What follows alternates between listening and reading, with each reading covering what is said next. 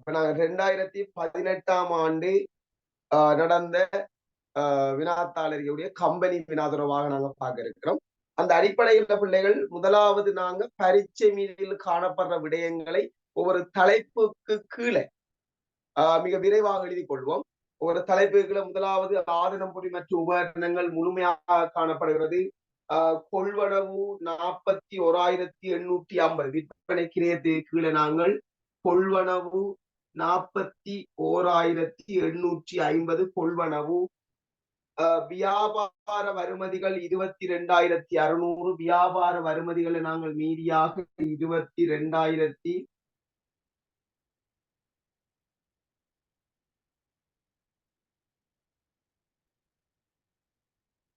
22,600 வியாபார வருமதிகள்.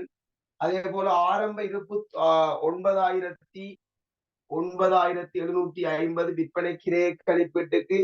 அதே போல காசும் காசுக்கு சமனானவையும் 1,250 1,250 காசும் காசுக்கு சமனானவையும். அதே போல நிர்வாக செலவுகள்ல மீதி 7,100 நிர்வாக செலவுகள்ல மீதி 7,100. அதே போன்று விநியோக கிரயங்கள்ல மீதி 9,000 விநியோக 9,850. அதே போன்று செலுத்திய வருமான வரியாக 1,100 வருமான வரி செலவுட நாங்கள் செலுத்திய வருமான வரியாக 1,100 ரூபாய் காசாக நாங்கள் செலுத்தியிருக்கிறோம். அதே போன்று விற்பனைகளாக 83,000 விற்பனைகள்ல 83,000 ரூபாய் நாங்கள் விற்பனைகளாக சொல்றோம். அதே போல வியாபார கொடுக்குமதிகள் 12,500 நடைமுறை பொறுப்புல வியாபார கொடுக்குமதிகள் 12,500 ரைட், எல்லாமே ஆயிரங்கள்ல சொல்லப்படுகிறது. அதே போன்று ஆரம்பத்துல உத்தரவாதத்துக்கான ஏற்பாடு. ஆகவே நாங்கள் செய்கைகள்ல என்ன செய்து கொள்ளலாம் என்று சொன்னால் உத்தரவாதத்துக்கான ஏற்பாடு மீதி வந்தது. உத்தரவாத ஏற்பாட்டுக்கான மீதி வந்தது ஆரம்பத்தில் 670.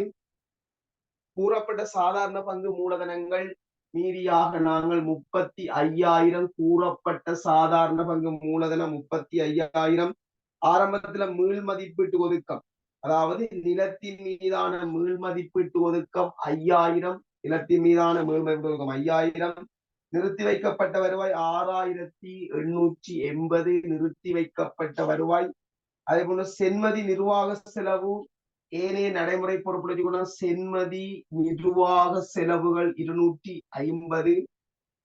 அதே போன்று வங்கி கடன் 12,000 வங்கி கடன் 12,000 ரைட். நடைமுறை எல்லா பொறுப்பு நாங்க வங்கி கடனாக 12,000 ரூபாய் காட்டுறோம் ரைட். வங்கி கடன் 12,000. ஆரம்பத்துல வருமான வரி ஏற்பாடு 450 ரூபாய். ஆரம்பத்துல வருமான வரி ஏற்பாடாக நாங்க 450 ரூபாய் வச்சிருக்கோம். ஆரம்பத்துல வருமான வரி ஏற்பாடு. தரகு வருமானம் 3,250. ஏனைய வருமானத்துல நாங்கள் தரகு வருமானமாக 3,250. ஆகவே பரீட்சை மீதில காணப்பட்ட விடயங்கள் ஆதனம் பொருள் உபகரணம் கொண்டு செல் மீதியை விட மற்ற எல்லா விடயங்களையும் நாங்கள் பரீட்சை மீது இருக்கக்கூடிய விடயங்களை உரிய தலைப்புகளுக்குள்ள பதிஞ்சிருக்கிறார். அதே நேரம் எந்த தலைப்பு என்று சொல்லி வர முடியாத விடயம் காணப்பட்ட விடயங்களை நாங்கள் ஒரு செய்கைகளாக கொண்டு சென்றிருக்கிறோம். அதாவது உத்தரவாதத்துக்கான ஏற்பாடு அவ்வாறு கொண்டு செல்லப்பட்டது ரைட். அடுத்தபடியாக நாங்கள் செய்ய வேண்டியது ஒவ்வொரு மேலதிக தகவல்களை நாங்கள் சரியான முறையில கணக்குகள்ல பதிவு செய்ய வேண்டிய தேவை. ஆகவே சரக்கிருப்பானது 3 வகைகளை கொண்டுள்ளதுடன் 31/3/2018 அவற்றின் கிரயங்களும் தேறக்கூடிய பெறுமதிகளும் பின்வருமாறு இருந்தது. பாருங்க, நிதியாண்டின் இறுதியில் நிதியாண்டுகளுக்கு தெரியும் 31/3/2018 முடிவடையமாக இருந்தால் 1/4/2017 நிதியாண்டு ஆரம்பிக்கப்பட்டிருக்கிறது. ஆகவே நிறுவனத்துக்கிட்ட 3 வகையான இருப்புகள் காணப்படுகிறது. அந்த 3 வகையான இருப்புகளை நாங்கள் ஒவ்வொரு வகையான இருப்புகளின் உருப்படி அடிப்படையில் இருப்புகளுடைய கிரயம் தேறக்கூடிய பெறுமதி அடிப்படையிலாக நாங்கள் இருப்புகளை கணிப்பிட வேண்டும். ஆகவே எங்கள்கிட்ட பாருங்க, பால் கிரய பெறுமதி 4,200 தேறக்கூடிய பெறுமதி 4,400. அவை உருப்படி அடிப்படையில் நாங்கள் இருப்புகள் கிரைய பெறுமதியை மதிப்பிடுகிற நேரம், இருப்பினுடைய பெறுமதியை மதிப்பிடுகிற நேரம், கிரைய பெறுமதியிலையும் தேறக்கூடிய பெறுமதியிலையும் எது குறைவாக இருக்கோ அதை நாங்கள் இருப்பாக கையாள வேண்டும். அந்த அடிப்படையில் பாருங்கம்மா, கிரைய பெறுமதியாக 4200 காணப்படுகிறது. தேறக்கூடிய பெறுமதியாக 4400 காணப்படுகிறது. ஆகவே முதலாவது பாலினுடைய கிரயம் 4200, தேறக்கூடிய பெறுமதி 4400 என்று சொன்னால், நாங்க இருப்பினுடைய பெறுமதியாக நாங்க எடுக்க வேண்டியது 4200. அதே போன்று அரிசி கிரைய பெறுமதியாக 2500, தேறக்கூடிய பெறுமதியாக 2100 என்று சொன்னால், அதுல கிரைய பெறுமதியாக நாங்கள் கிரைய பெறுமதி 2500, தேறக்கூடிய பெறுமதி 2100 என்று சொன்னால், அதுல இருப்பினுடைய பெறுமதியாக எடுக்கக்கூடியது நாங்கள் குறைந்த பெறுமதியான தேறக்கூடிய பெறுமதி. அதே போன்று சீனி கிரைய பெறுமதி 3800, தேறக்கூடிய பெறுமதி 3900 என்று சொன்னால், நாங்கள் இருப்பினுடைய பெறுமதியாக எடுக்கக்கூடியது இந்த கிரைய பெறுமதி. அப்ப ரெண்டிலையும் எது குறைவாக இருக்கிறதோ அதை நாங்கள் கிரைய பெறுமதிகளாக எடுக்க வேண்டும். அந்த அடிப்படையில் இருப்பினுடைய கிரயமாக நாங்கள் எடுப்போமாக இருந்தால் 4200, அதே போன்று 2100, 3800, மொத்தமாக பாருங்க 7, 8, 10100. அப்ப இருப்பினுடைய பெறுமதியாக நாங்கள் கிரைய பெறுமதியிலையும் தேறக்கூடிய பெறுமதியிலையும் குறைந்த பெறுமதிகளாக நாங்கள் எடுக்கப்பட்ட பெறுமதி வந்து பாத்தீங்கன்னா இருப்பினுடைய பெறுமதிகளாக 10100 எடுக்கும். அப்ப இருப்பினுடைய பெறுமதி 10100 ரூபாய் எடுப்பமாக இருந்தால் 10100 ரூபாயாக நாங்கள் இருப்பினுடைய பெறுமதிகளாக எடுப்பமாக இருந்தால், விற்பனைக்கிரைய கணிப்பீட்டுக்கு நாங்கள் இறுதிருப்பாக கொண்டு செல்ல வேண்டிய பெறுமதி, விற்பனைக்கிரைய கணிப்பீட்டுக்கு மொத்தமான கிரைய பெறுமதியை மதிப்பிடுற நேரம் 10500 வருது. மொத்தமாக கணிப்பிடுற எவ்வளவு வருகிறது? 10500 ரூபாய் வருகிறது. அப்ப 10500 ரூபாய் கிரைய பெறுமதி. ஆனா தேறக்கூடிய பெறுமதி உருப்படி அடிப்படையில் கணிப்பிடப்பட்டது 10100 ரூபாய் என்று சொன்னால், அப்ப கிரைய பெறுமதியிலையும் தேறக்கூடிய பெறுமதியிலையும் குறைந்த பெறுமதி ஏதோ அதுதான் இறுதிருப்பில நாங்க என்ன செய்ய வேண்டும் என்றால், இறுதிருப்பாக சொல்ல வேண்டியது ரெண்டிலையும் குறைந்த பெறுமதி ஏதோ அந்த பெறுமதி. இப்ப கிரைய பெறுமதிக்கும் தேறக்கூடிய பெறுமதிக்கும் எது குறைவாக இருக்கு? கிரைய பெறுமதிக்கும் தேறக்கூடிய பெறுமதியிலையும் எது குறைவா இருக்கோ அதை நாங்கள் ஈடுபடுத்தோம். ரெண்டு பேருக்கும் எவ்வளவு வித்தியாசம், அந்த வித்தியாசத்தை நாங்கள் இருப்பு வீழ்ச்சி நட்டமாக ஏனைய செலவு, ஆகவே இருப்பு வீழ்ச்சி நட்டமாக ஏனைய செலவுல 400 சொல்றோம். எப்போதும் விற்பனைக்கு தயாரான பண்டத்திலிருந்து கழிவிடக்கூடிய இறுதிப்பினுடைய கிரயமாக நாங்கள் கிரைய பெறுமதியை எப்போதும் கழிவிடக்கூடியது 10500. அப்ப இதுல முதலாவது செம்மையாக்கள் முழுமையாக நிறைவடைஞ்சு, முதலாவது செம்மையாக்கள் முழுமையாக நிறைவடைந்திருக்கிறது. ஏதாவது சந்தேகம் என சொல்லலாமா?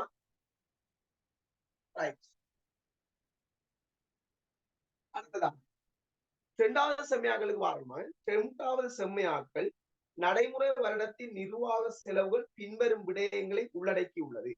செலுத்திய சம்பளம் 2700, ஊழியர் நம்பிக்கை நிதி செலவு 90, இயக்குனர் கட்டணம் 1500, கணக்காய்வு கட்டணம் 610, பெருமானத்தை 2200. சோ இவ்வளவு செலவுகளும் எங்க இருக்கணும் என்று கேட்டால் நிர்வாக செலவுல இருக்கும். அப்ப நிர்வாக செலவுடைய மொத்த பெறுமதி 7100 ரூபாய். அப்ப அது சரி. ரைட். மூன்றாவது செம்மையாக்களை பார்ப்போம். நிர்வாக செலவுக்குள் உள்ளடங்கியுள்ள சம்பளமானது ஊழியர்களுக்கு செலுத்திய தேறிய சம்பளத்தை பிரதிநிதித்துவப்படுத்துகிறது. அப்ப நிர்வாக செலவுக்குள்ள உள்ளடங்கிய சம்பளம் எவ்வளவு பாத்தீங்கன்னா 2700. அந்த 2700 ரூபாயும் ஊழியர்களுக்கு செலுத்திய தேறிய சம்பளத்தை பிரதிநிதித்துவப்படுத்துகிறதா.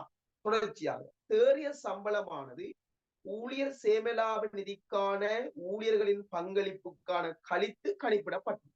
அப்ப தேறிய சம்பளம் 2700 ரூபாய் என்று சொல்லப்படுறது ஊழியரினுடைய தேறிய சம்பளம், ஊழியருடைய இபிஎஃப் கழிக்கப்பட்டு வழங்கப்பட்ட சம்பளம் தான் தேறிய சம்பளமாக சொல்லப்படுகிறது. தொடர்ச்சியாக ஊழியர் சேமலாப நிதிக்காக தொழில் கொள்வோர் மற்றும் ஊழியர்கள் பங்களிப்பானது முறையே 15% மற்றும் 10% எனினும் நடைமுறை வருடத்திற்கான தொழில் கொள்வோர் ஊழியர்களின் ஊழியர் சேமலாப நிதிக்கான பங்களிப்பானது இலங்கை மத்திய வங்கிக்கு இன்னமும் செலுத்தப்படாதுள்ளதுடன் கணக்கு புத்தகங்களிலும் பதிவு செய்யப்படவில்லை. அப்ப இபிஎஃப் தொடர்பான பதிவு இன்னும் செய்யப்படவில்லை. ஆகவே ஊழியருக்கு வழங்கப்பட்ட இந்த 2700 சம்பளமானது ஊழியரினுடைய 10% இபிஎஃப் கழிக்கப்பட்டு வழங்கியிருப்பதனால் அவருக்கு வழங்கப்பட்ட இந்த சம்பளமானது 90%. ஆகவே ஊழியருடைய 100% மொத்த சம்பளத்தை சுருக்கி பார்த்தீங்கன்னு சொன்னால் 3000. அது ஊழியருடைய மொத்த சம்பளம், அதாவது வழங்கப்பட்ட 2700 ஊழியருடைய இபிஎஃப் 10% கழிக்கப்பட்டு கொடுத்ததால இந்த 2700 90% சொல்றோம். ஆகவே ஊழியர் மொத்த சம்பளம் 100% பங்களிப்பினை உடையது என்பதனால் நாங்கள் 100% சம்பள பெறுமதி 3000 ரூபாய். ஆகவே ஊழியருடைய இபிஎஃப் பங்களிப்பு இந்த மொத்த சம்பளத்துக்கு 10% கணிப்பிடுவோமாக இருந்தால், ஆகவே இதுக்கு 10% ஊழியருடைய பங்களிப்பு 300. ஆகவே ஊழியருக்கு சம்பளம் என்று நிர்வாக செலவு நாங்கள் எவ்வளவு காட்டிக்கிறோம்னா 2700. ஆகவே ஊழியர் இபிஎஃப்கான நாட்குறியை பதிவு பாருங்க. நிர்வாக செலவுல சம்பளம் என்று சொல்லி 300 கூட்டுங்க. நிர்வாக செலவுல சம்பளம் என்று சொல்லி 300 கூட்டுங்க. நடைமுறை பொறுப்புல ரைட் அட்டுரு இபிஎஃப் ஊழியருடைய பங்களிப்பு 300. அட்டுரு இபிஎஃப் ஊழியருடைய பங்களிப்பு 300. இதே இபிஎஃப் தொடர்பாக நிறுவனத்துடைய பங்களிப்பு கணிப்பிடப்படாத காரணத்தினால் இந்த 3000 ரூபாய்க்கு நாங்க 15% இபிஎஃப் கணிப்பிடப்படுங்க 450. அந்த 450க்கான நாட்குறிப்பு பதிவு வந்து பாத்தீங்கன்னு சொன்னால் 450க்கான நாட்குறிப்பு பதிவு நிர்வாக செலவுல இபிஎஃப் செலவு 450, அட்டுரு இபிஎஃப் செலவுல 450. சோ மொத்த நாங்கள் அட்டுரு இபிஎஃப் ஆக 750 காட்டும். நடைமுறை பொறுப்புல நாங்கள் அட்டுரு இடிஎஃப் ஆக இபிஎஃப் ஆக 750 காட்டும். சோ இதோட நாங்கள் 3வது செம்மையாக்கள் நிறைவடைந்து 3வது செம்மையாக்கள் இதோட சரி. ஏதாவது சந்தேகங்கள் இருந்தா கேட்டு தொடர்ச்சியாக நாங்க 4வது செம்மையாக்களுக்கு போறோம். 4வது செம்மையாக்களை பாருங்க.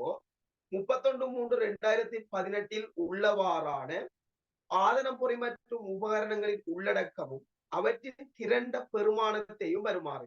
இது எப்படினாமாக நிதியாண்டு இறுதியில்.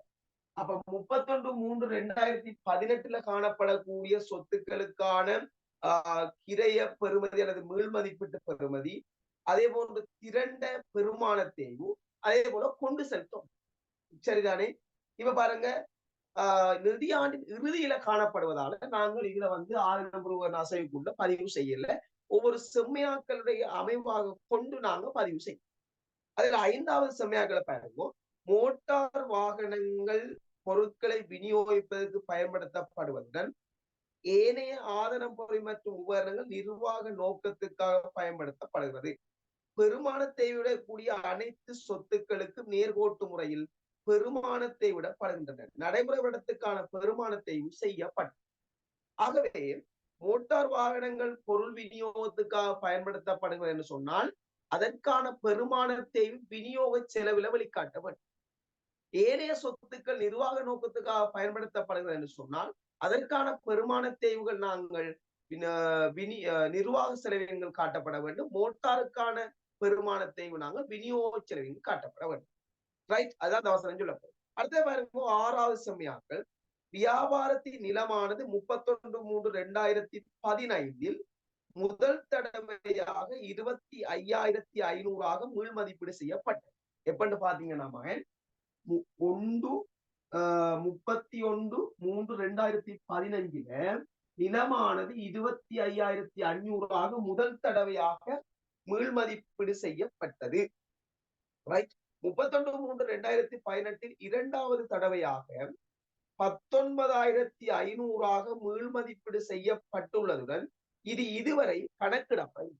இந்த நிதியாண்டின் இறுதியில 19,500 ரூபாயாக இந்த நிலம் மீள் மதிப்பீடு செய்யப்படுகிறது.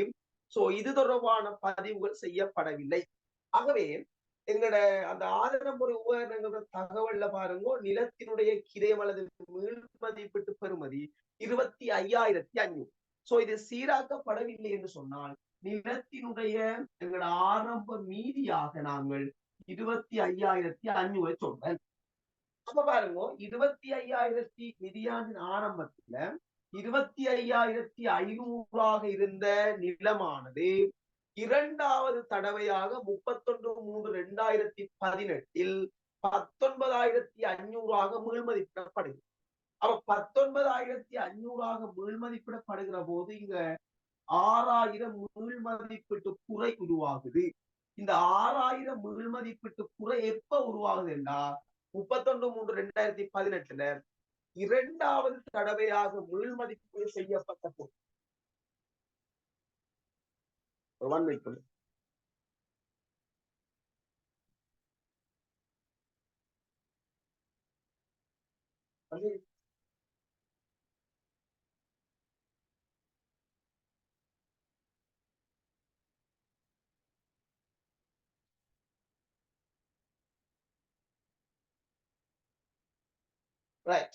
அப்ப நாங்க இந்த காணிய இரண்டாவது தடவையாக மீள்மதிப்பீடு செய்கின்ற போது இப்ப 6,000 மீள்மதிப்பீட்டு குறை உருவாகும்.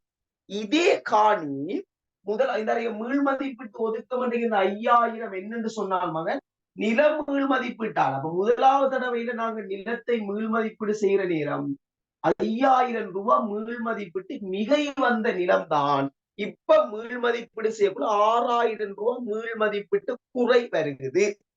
இப்ப நாங்க இந்த 5,000 மீள்மதிப்பீட்டை என்ன செய்திருப்பீங்க? மீள்மதிப்பீட்டு ஒதுக்கத்துல செலவு வச்சிருப்பீங்க. இப்ப அதை நாங்க இல்லாமக்கலி மீள்மதிப்பீட்டு ஒதுக்க கணக்குல வரோம். மீள்மதிப்பீட்டு ஒதுக்க கணக்கு என்கிற வரவோ செலவோன்ற சீராக்கம் வந்தால் எங்களோட வருமானக்குள்ள ஏனைய முற்றுமடங்கிய வருமானம்ங்கிற தலைப்புக்குள்ள வரப்போறாரு. ஆகவே காணி மீள்மதிப்பீட்டு குறை என்று சொல்லி நாங்கள் 5,000 குறைச்சிட்டோம். ஆகவே செலவு வைக்க வேண்டியது 5,000 காணி கணக்குல செலவு. ஆனா வரவு வைக்க வேண்டியது வந்து பாத்தீங்கன்னு சொன்னால் அங்க 5,000 மீள்மதிப்பீட்டு ஒதுக்கத்துல வரவு வச்சுட்டோம். மிகுதி 1,000 எங்க வைக்கணும்னு சொன்னால் ஏனைய செலவு. அப்ப ஏனைய செலவுக்குள்ள நாங்க ஏனைய செலவுகள் காணி மீள்மதிப்பீட்டு குறை என்று சொல்லி நான் காட்டணும் 1,000. காணி மீள்மதிப்பீட்டு குறை என்று காட்டணும் எவ்வளவு? 1,000. அதே போல காணி கணக்குல மீள்மதிப்பீட்டு மிகை அல்லது குறையில நாங்க என்ன செய்யறோம்னா காணி கணக்குல செலவு 6,000 செலவு. ஆகவே காணி நாங்கள் 6வது செம்மையாக்களுக்கு முழுமையா சொல்றேன் 25,500 முதல் தடவையில மீள்மதிப்பீடு செய்யப்பட்டிருந்தது. தற்போது நாங்கள் மீள்மதிப்பீடு செய்கிற நேரம் 19,500 மீள்மதிப்பீடு செய்கின்றோம். ஆகவே 6,000 மீள்மதிப்பீட்டு குறை உருவாகுது இரண்டாவது தடவை மீள்மதிப்பீட்டின் போது. முதலாவது தடவை மீள்மதிப்பீட்டுல 5,000 மிகை உருவாகிறது. சோ அதற்கு பதிலாக நாங்கள் எதிராக சீராக்கம் செய்கின்ற போதும் மீள்மதிப்பீட்டு ஒதுக்க கணக்குல வரவு 5,000. ஆகவே ஏனைய முற்றுமடங்கிய வருமானத்திற்கு கீழே குறைவாக காட்டுகிறோம். ஏனைய செலவு லாப நட்ட கணக்குல வரவு என்பதால் ஏனைய செலவுல காட்டுறோம் 1,000 ரூபாய். ஒட்டுமொத்தமாக காணின செலவு 6,000 ரூபாய். Right, okay. ஏழாவது செம்மையாக பாருங்க. சுமார் 4,000 கிரயமான புதிய கட்டிட நிர்மாண பணிகள் 31/3/2028 பூர்த்தி செய்யப்பட்டுள்ளதுடன் புதிய கட்டங்கள் தொடர்பான சீராக்கங்கள் புத்தகங்களில் சரியாக பதியப்பட்டிருக்கு. அப்ப புதிய கட்டடம் ஒன்று நாங்க 31/3/2018 நிதியாண்டின் இறுதியில அப்ப நிதியாண்டின் இறுதியில வந்து புதிய கட்டடம் ஒன்று நாங்க என்ன செஞ்சிருக்கிறோம் நிர்மாண பணிகள் மேற்கொண்டதால சேர்த்தல் கட்டடங்கள்ல வந்து 4,000. ஆகவே இந்த கட்டடங்கள் இந்த 4,000 கணக்குகள்ல உரிய முறையில பதிவு செய்யப்பட்ட பிறகுதான் கட்டடங்கள் உங்கள்கிட்ட 28,000 இருக்கு. அப்ப அது சேர்க்க முதல் எவ்வளவு இருக்கும் சொன்னால் 28,000 4 கழித்தீங்கன்னா அப்ப ஆரம்ப மீதியாக உங்கள்கிட்ட 24,000 ரூபாய் கட்டடம் இருக்கு. எவ்வளவு இருக்கும்? 24,000 ரூபாய் கட்டடம் இருக்கு. சரியோ? அப்ப பாருங்க மகன், அடுத்த விஷயம் அது சேர்க்கப்பட்டிருக்கு. அப்ப நான் இப்ப சேர்த்தல் தனியா காட்டுறேன். ஆரம்பத்துல இருந்த பெறுமதி 24,000. 24 சேர்த்தல் 28 இருக்குது. சோ அது சரி. தொடர்ச்சியாக அடுத்த செமையாக பாருங்க. ரூபாய் 2500 கிரயமான மோட்டார் வாகனம் ஒன்று 31/3/2018 1500க்கு அகற்றப்பட்டுள்ளது. இந்த மோட்டார் வாகனமானது 1/10/2016 கொள்வனவு செய்யப்பட்டது. இந்த அகற்றலானது முறையாக கணக்கிடப்பட்டுள்ளது. மோட்டார் வாகன அகற்றல் நட்டமானது விநியோக கிரயத்தின் காட்டப்பட்டது. இவ்வளவு பாருங்க, மோட்டார் அகற்றல் கணக்கு செய்யும். மோட்டார் அகற்றல் கணக்கு செய்யும். பாருங்க, நிறுவனம் என்ன செய்யுது, 2500 கிரயமான மோட்டார் வாகனம் ஒன்ற நிதியாண்டின் இறுதியில் அகற்றுறாங்க. அப்ப நிதியாண்டின் இறுதியில அகற்றுவாங்களா இருந்தால் மோட்டார் அகற்றல் கணக்கு இதெல்லாம் செய்து அளிக்கிறதுல நீங்க செய்களாக வச்சுக் கொள்ளலாம் பிள்ளைகள், ஒரு பிரச்சனையும் இல்லை. அப்ப நிதியாண்டின் இறுதியில நாங்க என்ன செய்யறோம் என்றால் மோட்டார் வாகனம் ஒன்ற அகற்றம் 2500 பெறுமதியான மோட்டார். ஆகவே மோட்டார் வாகனத்தை அகற்றுவோம் என்று சொன்னால் மோட்டார் வாகன அகற்றல் கணக்கில வரவு மோட்டார் வாகன கணக்கில செலவு இங்க அகற்றல் என்று சொல்லி 2500. மோட்டார் அகற்றல் கணக்குல வரவு மோட்டார் கணக்குல செலவு அகற்றல் என்று சொல்லி 2500. இதெல்லாம் உரிய முறையில கணக்கு செய்யப்பட்டிருக்க.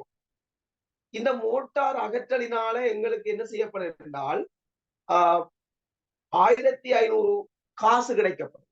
அப்ப 1500 காசு கிடைக்கும். காசுல வரவு மோட்டார் அகற்றல்ல செலவு 1500.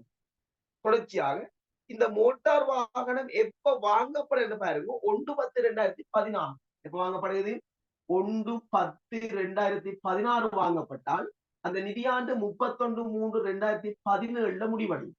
நிதியாண்டு 31/3/2017 முடிவடையும். சோ வாங்கப்பட்ட நிதியாண்டுல 6 மாதம் அந்த சொத்து இருக்குது, அகற்றப்பட்ட நிதியாண்டுல 1 வருடம் அந்த சொத்து இருக்கு. அப்ப அகற்றப்படுகிற திகதி வரைக்கான திரண்ட தேய்வு எவ்வளவு கண்டுபிடிக்கும். அப்ப பாருங்க, 2500 பெறுமதியான மோட்டார் வாகனம் அகற்றம், மோட்டார் வாகனங்களுக்கான கிரய பெறுமதி வந்து 20% சொன்னா இந்த 2500 பெறுமதியான சொத்துக்கானது 20% வருடாந்த தேய்வாக நாங்கள் 500 வருஷத்துக்கான தேய்வு. அகற்றப்பட்ட ஆண்டு இந்த அகற்றப்பட்ட சொத்துக்கான தேய்வும் 500. அது கொள்வனவு செய்யப்பட்ட ஆண்டு 2 வருடம் என்பதனால் 6 மாதம் என்பதனால் 250. சோ அகற்றப்படுகிற திகதி வரைக்கும் அவரது திரண்ட தேய்வு 750. அதுக்கு நாட்குறிவு பதிவு திரண்ட தேய்வு கணக்குல வரவு மோட்டார் திரண்ட தேய்வு கணக்குல வரவு. ஆகவே அகற்றல் என்று மோட்டார் அகற்றல்ல செலவு 750. சோ சமப்படுத்தல் என்ன பாருங்க, 2500 இங்க வந்து இந்த மோட்டார் அகற்றலால வந்தது 250 நட்டம். இந்த 250 நட்டத்தை என்ன செய்திருக்காங்கன்னு சொன்னால் மகன், ரைட், 250 நட்டத்தை விநியோக கிரயத்துல காட்டிக்காங்க. அப்ப மோட்டார் அகற்ற நட்டம் எங்க காட்டணும்னா ஏனைய செலவுல காட்டணும். அப்ப விநியோக கிரயத்திலிருந்து மோட்டார் அகற்ற நட்டம் 250 செலவு, ஏனைய செலவுல மோட்டார் அகற்ற நட்டம் 250 பிளஸ் 250 பிளஸ் சரிதானே. அப்ப விநியோக கிரயத்திலேயே மோட்டார் அகற்ற நட்டத்தை இல்லாமக்கி ஏனைய செலவுல மோட்டார் அகற்ற நட்டமாக கொண்டு வாரோம். அடுத்த சமயங்களை பாருங்க, 2 வருடத்தில் ஆதனம் பொறிமற்ற உபகரணங்களுடன் வேறு எவ்வித சேர்ப்பனவோ அல்லது கழிப்பனவுகளோ இடம்பெறவில்லை. இவரிடத்துல வேறு எந்த விதமான மோட்டார் வாகன சேர்த்தலோ அகற்றலோ இடம்பெறவில்லை. சோ நாங்க இப்ப என்ன செய்ய போறோம்னு சொன்னா தேய்வுகளை கணிப்பிட போறோம். ஆகவே ஆரம்பத்துல எங்கட நிலத்துக்கான ஆதனம் உபகரண தேய்வுகள் இல்லை. இப்ப நாங்க முதலாவது செய்யப்பட்ட விஷயங்கள்ல காணித விஷயம் முடிஞ்சு. இப்ப கட்டடத்துக்கு வந்தீங்க, கட்டடத்துல சேர்த்தல் அகற்றல் சரி. இப்ப கட்டடத்துல முன்கொண்டு செல்கின்ற பெறுமதி எவ்வளவு பாத்தீங்கன்னு சொன்னால் 20,000 இருக்கு. அப்ப நிதியாண்டு காலத்துக்குள்ள வந்து பாருங்க, கட்டடம் ஸ்டார்ட்ல எவ்வளவு இருந்து பாருங்க, 24,000 இருந்து.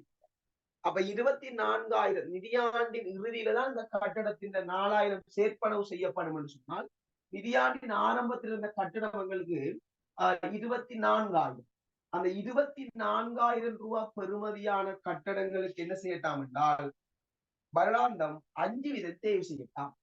வருடாந்தம் 5% தேர்வு செய்வீங்க நம்ம. ஆகவே 1,200 ரூபாய் கட்டட தேய்வு. ஆகவே வருடாந்த தேய்வு கட்டடத்தில் 1,200 ரூபாய். அப்ப இதெல்லாம் உரிய முறையில பதிவு செய்யப்பட்டிருக்கிறதுனால நிர்வாக செலவுக்குள்ள அந்த 1200 தேவை. இப்ப பாருங்க, அந்த 1200ஐயும் சேர்த்துத்தான் உங்களோட திரண்ட தேய்வு 8000 இருக்குன்னு சொன்னால் ஆரம்பத்துல மீறி கட்டிட திரண்ட தேய்வு உங்களுக்கு 6800 ரூபாய் இருந்திக்கும். 6800 ரூபாயோட 1020 சேர்த்தாதான் 8000 வரணும். அப்ப நிதியாண்டின் இறுதியில திரண்ட 8000 என்பதால நாங்க என்ன செய்யறோம், அதை கழிச்சு காட்டலாம். சோ அதோட கட்டடத்தில தேய்வு சரி. இப்ப நாங்க அடுத்தது மோட்டார் வாகனம் பார்க்கிறேன்.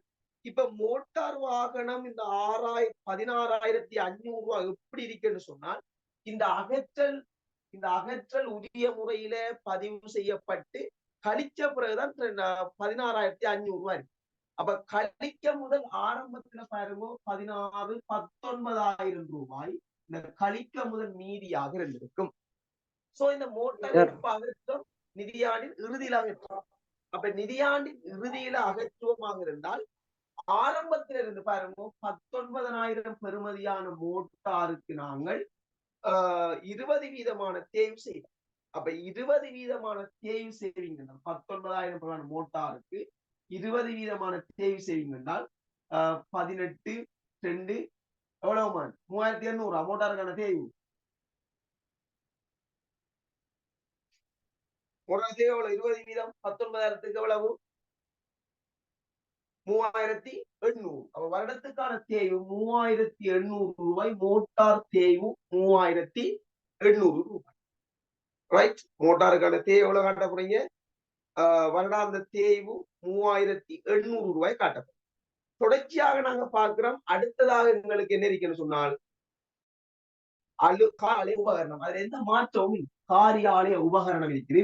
அதுல எந்த சீராக்கமும் சொல்லல. ஆரம்பத்துல மீதி எங்களுக்கு 10,000, அவருக்கு 10% தேவைன்னா வருஷத்துக்கு 1000 ரூபாய் தேய்வு. அதை சேர்த்தா 2,000 என்று சொன்னால் ஆரம்பத்துல 1000 இருந்தது. ஆரம்பத்துல 1000 இருந்தது. இப்ப பாருங்க, உங்களோட மோட்டார் வாகனத்துல திரண்ட தேய்வு இப்ப இறுதியில 4,500. அந்த 4,500 எப்படி இருக்கும்டா 750 கழிச்சு 3,800 சேர்த்திருக்க போதும். சோ அப்ப அது கழிக்க முதல் அதே நேரம் அந்த 3,800 சேர்க்க முதல் ஆரம்பத்துல மீதியாக எவ்வளவு இருந்திப்பாருன்னு சொன்னால் 1,450 இருந்து 1,450 இருந்திருப்பார். சரியோ? அப்ப ஒரு விஷயம் தெளிவா பார்த்துக்கணும். தொடர்ச்சியாக பாருங்க, இக்கம்பெனியானது பொருட்களை ஒரு வருட உத்தரவாதத்துடன் விற்பனை செய்கின்றது. கம்பெனியானது முன்னைய வருடத்தில் செய்யப்பட்ட விற்பனைகளுக்கான நடைமுறை வருடத்தில் உத்தரவாத செலவாக 450 செலுத்தியுள்ளது. இது நடைமுறை வருடத்துக்கான விநியோக கிரயத்தில் உள்ளடக்கப்பட்டுள்ளது. 31/3/2018 உள்ளவாறான உத்தரவாதத்துக்கான ஏற்பாடு 750. அவ விற்பனை உத்தரவாதத்துக்கான ஏற்பாடு 750 நிதியாண்டின் இருக்கும். 750 இருக்கும். இப்ப என்ன நடக்குதுன்னு சொன்னால் இந்த வருஷம் செலுத்தப்பட்ட 450 அது அந்த 450 விநியோக கிரயத்தில். இப்ப விநியோக கிரயத்துல விற்பனை உத்தரவாதம் என்று 450 இல்லாமக்கி விற்பனை உத்தரவாத ஏற்பாட்டு கணக்குல வரவு வச்சோம் என்று சொன்னால் இதை சமப்படுத்த நேரம் வருமான கூட்டுல காட்ட வேண்டிய விற்பனை உத்தரவாதம், ரைட், வருமான கூட்டுல வெளிக்காட்ட வேண்டிய விற்பனை உத்தரவாதம் 530. விற்பனை உத்தரவாதம் என்று நாங்க மைனஸ் பண்ணிருக்கோம் 450. அதே போன்று இந்த விற்பனை உத்தரவாத கணக்கு சமப்படுத்தி நாங்கள் 530 நாங்க வருமான கூட்டுல காட்ட வேண்டிய விற்பனை உத்தரவாதமாக நாங்க எடுத்துக்கொள்ளக்கூடிய ரைட். அடுத்த சமயங்களாக பார்ப்போம். ரைட், அடுத்த சமயங்களாக கவனித்துக் கொள்ளுங்க.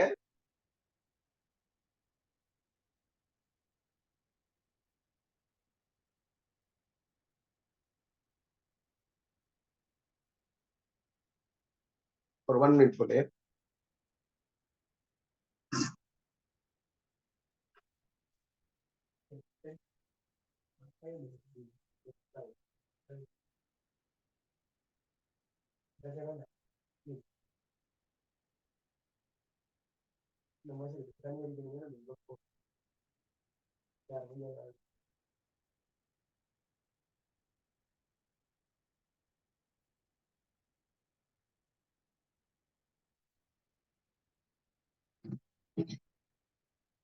ரைட்.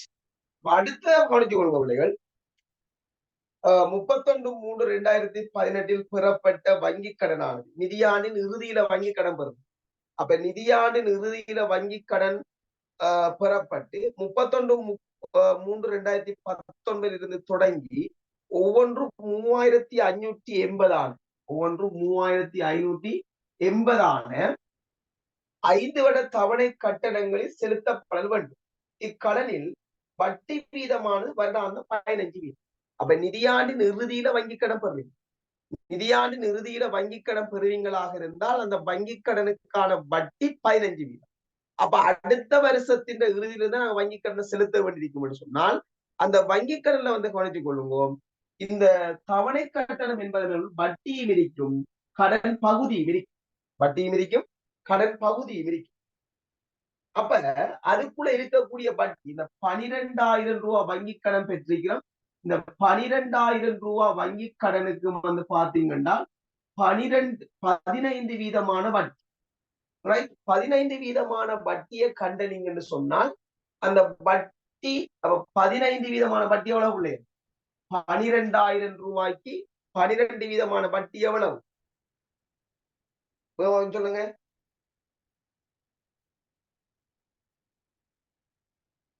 12,000 ரூபாய் 15 வீதமான வட்டி.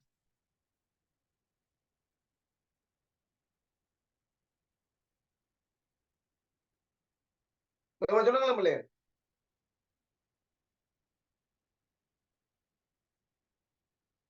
1800 சார். 1800 800 1800 1800 12,000 ரூபாய் 15 வீதமான வட்டி சொல்லுங்களா? ஓம் சார்.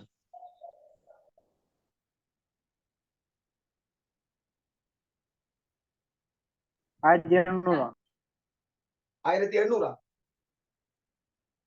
ரைட். 1800 ரூபாய் சொன்னீங்க என்றால் அப்ப இந்த 1800 ரூபாய் இங்க பாருங்க, 1800 தவணை கட்டணம் பண்றதுக்குள்ள வட்டி 1800 ரூபாய் ஆயிடுச்சு. அப்ப 1800 கழிச்சீங்க என்றால் மிகுதி எவ்வளவு வரக்கூடியதா இருக்கு? 1800 கழிச்சீங்கன்னா 15 7 1780. அப்ப 1780 சொல்லக்கூடியது தான் என்னன்னு கேட்டால் நடைமுறை பொறுப்பாக காட்ட வேண்டிய வங்கி கடன் 1780 தானே. அப்ப பாருங்க 12,000 ரூபாய் வங்கி கடன் பெறும் நிதியாண்டின் இறுதியில் அந்த வங்கி கடன்ல அடுத்த நிதியாண்டு 31/3/2019 கொடுத்து தீர்க்க வேண்டிய தவணை அதுல இருந்து நாங்க கடனை செலுத்த போறோம். அப்ப அதுல செலுத்த வேண்டிய தவணை கட்டணம் வந்து 3580.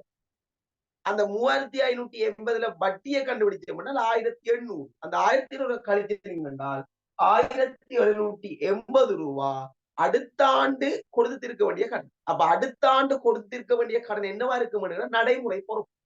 ஆகவே மொத்த கடன் 12,000 அடுத்த ஆண்டு கொடுத்திருக்க வேண்டிய நடைமுறை பொறுப்பான வங்கி கடனை கழிச்சோம் என்றால் நடைமுறை அல்லா பொறுப்பாக வெளிக்காட்ட வேண்டிய வங்கி கடன் வந்து பாருங்க, நடைமுறை அல்லா பொறுப்பாக வெளிக்காட்ட வேண்டிய வங்கி கடன் 10,220. 10,220 நடைமுறை அல்லா பொறுப்பாக வெளிக்காட்ட வேண்டிய வங்கி கடன் வந்து 10,220. நடைமுறை பொறுப்பாக வெளிக்காட்ட வேண்டிய வங்கி கடன் 1780. 1780 காணும். தொடர்ச்சியாக இறுதியாக பாருங்க, செலுத்திய வருமான வரியானது முன்னைய வருடத்துக்கு செலுத்திய 350 நடைமுறை வருடத்தின் முதல் 3 காலாண்டுக்கும் அவர் செலுத்திய இந்த 1100 முதல் 3 கடந்த ஆண்டுக்காக வேண்டி 350 மிகுதியாக செலுத்தியது. மிகுதியாக செலுத்திருக்கோம் 750. அந்த மிகுதியாக செலுத்தியது வந்து பாத்தீங்கன்னா நடைமுறை வருடத்துக்காகவும் செலுத்தப்பட்டதா. நடைமுறை வருடத்தின் இறுதி காலாண்டுக்கான வருமான வரி பொறுப்பாக 400 மதிப்பிடுவோமாக இருந்தால் நிதியாண்டுக்கு மதிப்பிடப்பட்ட வருமான வரி வந்து பாருங்க 1150. 1150 கடந்த ஆண்டு நாங்க ஏற்பாடாக செய்து வச்சுக்கோம் 450. செலுத்திரிக்க 350 என்றால் மிக ஏற்பாடு 100. சோ இந்த வருஷம் நாங்க வருமான வரியாக காட்ட வேண்டியது 1050 வருமான வரியாக கழிச்சு காட்டும். அப்ப வருமான வரி பொறுப்பாக நாங்கள் 400 வழிகாட்டு. வருமான வரி பொறுப்பாக நாங்க எவ்வளவு வழிகாட்டப்படுறோம்? 400 வருமான வரி பொறுப்பாக நாங்க வெளிக்காட்டப்படுறோம். ஆகவே இங்க வருமான வரி ஆயிரத்தி 1500. சோ இதோட எங்கட எல்லா சீராக்கங்களும் முடிஞ்சு. இனி சீராக்கங்கள் முடிஞ்ச கையோட நாங்க என்ன செய்யணும் என்றால் ஒவ்வொரு வகையான ஒவ்வொரு விடயங்களையும் தனித்தனியாக நாங்க கூட்டம். அப்ப விற்பனை வருமானத்தை பாருங்க மகன். விற்பனை வருமானத்துல மொத்தமா கூட்டினீங்கன்னு சொன்னால் 83,000 விற்பனை வருமானம் 83,000. அதே போல விற்பனை கிரயத்தை நாங்கள் கால்குலேஷன் பண்ணுவோம் என்று சொன்னால் 41,100. அப்ப விற்பனை வருமானத்துல விற்பனை கிரயத்தை கழிச்ச நீங்கள் என்ன வரப்போறது? விற்பனை வருமானத்துல விற்பனை கிரயத்தை கழிச்சீங்கன்னா 41,900 ரூபாய் உங்களோட மொத்த லாபம். அப்ப ஏனைய வருமானங்களாக பாத்தீங்கன்னு சொன்னால் உங்களுக்கு தரகு வருமானம் மட்டும் இருக்குது 3,250. தரகு வருமானம் மட்டும் 3,250 இருக்குது. அதே போன்று விநியோக கிரயங்களை கூட்டி எடுத்துட்டீங்கன்னா விநியோக கிரயங்கள் மொத்தமாக 9,680. அப்ப விநியோக கிரைய நாங்க 9,680 விநியோக கிரயமாக வெளிக்காட்டுறோம். அதே போன்று நிர்வாக செலவுகளாக வெளிக்காட்டுகிறா இருந்தால் 7,850. நிர்வாக செலவுகள் 7,850 இருக்க போது. அதே போன்று ஏனைய செலவுகளை கூட்டினீங்கன்னு சொன்னால் 1,650. ஏனைய செலவு 1,650. ஆகவே அந்த 3 செலவுகளையும் கூட்டி 19,180 ரூபாயை கழிச்சனீங்கள் என்றால் உங்களோட வரிக்கு நிதி செலவின் இடத்துல இல்ல, உங்களோட வரிக்கு முன் லாபம் வந்து பாருங்கம்மா. உங்களோட வரிக்கு முன் லாபம் 25,970 ரூபாய். உங்களோட வரிக்கு முன் லாபம், நிதி செலவு இல்லை. ரைட்? வரிக்கு முன் லாபம் 25,970 வரிக்கு முன் லாபமா இருக்கு. அதுல இருந்து நாங்க வருமான வரியை கழிச்சோம்னா வருடத்துக்கான லாபமாக 24,920. 24,920. இதை நாங்கள் உடனடியாக என்ன செய்ய வேண்டும் என்றால் வருடத்துக்கான லாபம், உரிமையாண்மை மாற்றக்குள்ள வருடத்துக்கான லாபம் என்று சொல்லி 24,000 நிறுத்தி வைத்த வருவாயில வருடத்துக்கான மொத்த முற்றுமடங்கிய வருமானம் என்ற தலைப்புக்கு நேரே நிறுத்தி வைத்த வருவாயில 24,920 ரூபாய் வெளிக்காட்டப்பட வேண்டும். அடுத்ததாக நாங்கள் இந்த ஏனைய முற்றுமடங்கிய வருமானம் என்று சொல்லி காட்டப்படுற 5,000 ரூபாயை மைனஸ் பண்ணுவோமாக இருந்தால் இறுதியாக மொத்த முற்றுமடங்கிய வருமானம் 19,920 ரூபாய். இது என்ன செய்யும் என்றால் உங்களோட வருடத்துக்கான மொத்த முற்றுமடங்கிய வருமானம் மீள் மதிப்பீட்டு ஒதுக்கத்தை மைனஸ் பண்ணி காட்டும் அல்லது குறைச்சு காட்டும் 5,000. சரியோ? அப்ப இதோட உங்களோட வருமான கூட்டு விஷயம் முடிஞ்சிச்சு. இனி நாங்க என்ன செய்வோம்னா நிதி நிலைமை கூட்டுக்கு போவோம். நிதி நிலைமை கூட்டுக்கு போற நேரம் உங்களோட ஆதனம் பொறி மற்ற உபகரண அசைவு கூட்ட பாருங்க. உங்களோட ஆதனம் பொறி உபகரண அசைவு கூட்ட நாங்க மொத்தமாக கூட்டி எடுக்கிற நேரம் உங்களோட நிலம் வந்து 19,500. நிலம் 19,500. கட்டடம் 28,000. ரைட்? அதே போன்று மோட்டார் வாகனம் 16,500. அதே போன்று காரியாலய உபகரணம் 10,000. மொத்தமாக கூட்டி எடுங்க 74,000. 74,000. அப்ப இந்த 74,000 திரண்ட தேவியை மொத்தமா கூட்டி எடுங்க. ஆகவே காணிக்கு திரண்ட தேவி இல்லை. அதே மாதிரி உங்களோட கட்டடத்துக்கு வந்து பாருங்க திரண்ட தெய்வு 8,000. கட்டடத்துக்கான திரண்ட தெய்வு எவ்வளவு? 8,000. அதே போன்று மோட்டார் வாகனத்துக்கான திரண்ட தெய்வு 4,500. 4,500. அலுவலக உபகரணம் 2,000. அவ்வளத்தையும் கூட்டி எடுங்க 14,500. இப்ப என்ன செய்யுங்க, இந்த 74,000 கிரையப்பெருமையிலிருந்து 14,500 கழிச்சீங்கன்னா ஆதனம் பொறி மற்றும் உபகரணங்கள் முன்கொண்டு செல்லக்கூடிய பெறுமதி. அப்ப ஆதனம் பொறிமற்ற உபகரணங்களை முன்கொண்டு செல்லக்கூடிய பெறுமதி 59,500 காணும். 59,500 காணும். நாங்க சரக்கிருப்பு கண்டுபிடிச்சு வச்சுக்கோம். சரக்கிருப்பாக 10,100 சரக்கிருப்பு. அதே போல வியாபார வருமதியாளர்கள்ல சீராக்கம் இல்ல. வியாபார வருமதியாளர் 22,600 அப்படியே இருக்குது. வியாபாரம் 22,600 அதுல சீராக்கம் இல்ல. அதே போல காசுக்கு சமனானவைகளும் 1,250 அதுல சீராக்கம் இல்லை. மொத்தமாக எங்களோட நடைமுறை சொத்துக்களாக 33,950. ஆகவே மொத்த சொத்துக்களாக 93,450. ரைட். உரிமையாண்மையில பாருங்க, கூறப்பட்ட சாதாரண வங்கு மூலதனத்துல மாற்றம் இல்லை. அந்த கூறப்பட்ட சாதாரண வங்கு மூலதனம் அப்படியே 35,000 இருக்குது. 35,000 கூறப்பட்ட சாதாரண பங்கு மூலதனம் 35,000. பொது ஒதுக்கம் எதுவும் இல்லை. மீள் மதிப்பீட்டு ஒதுக்கம் எதுவும் இல்லை. நிறுத்தி வைத்த வருவாய் மட்டும் இருக்குது. அதை அட்ஜஸ்ட் பண்ணி எடுத்தீங்கன்னு சொன்னால் நிறுத்தி வைத்த வருவாய் சரியோ. நிறுத்தி வைத்த வருவாயை நீங்க அட்ஜஸ்ட் பண்ணி எடுத்தீங்கன்னு சொன்னால் 31,800 நிறுத்தி வைத்த ஒதுக்குங்கள். நிறுத்தி வைத்த வருவாய் 31,800 ரூபாய் நிறுத்தி வைத்த வருவாய். அதாவது ஆரம்பத்தில் 6,880, நிதியாண்டு உழைக்கப்பட்ட லாபம் 24,900, 31,800. அதே போன்று நடைமுறை எல்லா பொறுப்பும் வங்கி கடன்.